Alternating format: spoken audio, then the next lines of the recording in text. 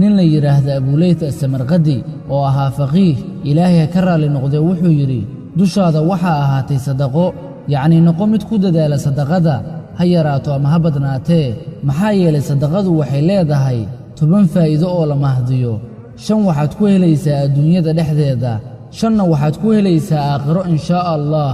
haddaynu ku hormarno 5 adduunyada midda koobaad maalkaaga ay ku daahirinaysaa midda labaad jirku waxay ka daahirinaysaa dunuubta sidoo Ilaahay subhanahu wa ta'ala yiri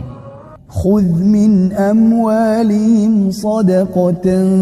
تطهرهم وتزكيهم بها وصل عليهم إن صلاتك سكن لهم والله سميع عليم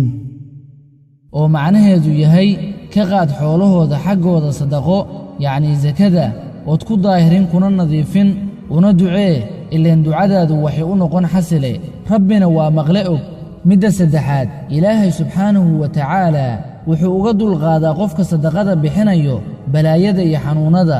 sidoo nabiga sallallahu alayhi wa sallam yiri ku daaweeya xanuunadiina sadaqada midda afaraad waxaa ku dhex sugan farxad gelin oo la farxad gelinayo masaakiinta acmaalna waxaa u fadli badan farxad gelin oo mu'miniinta la farxad geliyo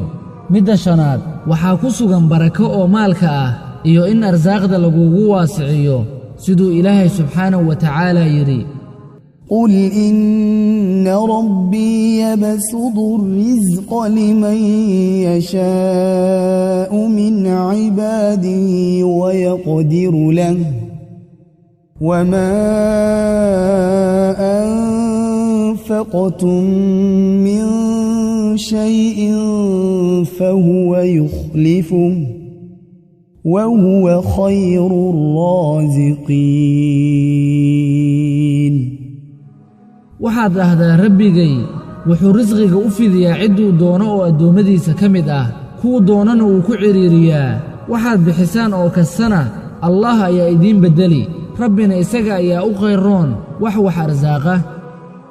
haddaynu u imaano 5 faa'iido ee aakhire lagu helayay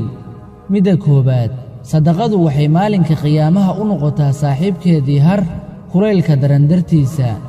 midda labaad waxaa ku dhex sugan in qofkii wax sadaqaystay loo fududeeyo xisaabta maalinka qiyaamaha midda saddexaad sadaqadu waxay culaysiisaa miisaanka maalinka qiyaamaha midda afaraad saaxiibka sadaqada waxay u fududeysaa siraadka inuu gudbo midda shanaad waxay zaa'idisaa darajooyinka jannada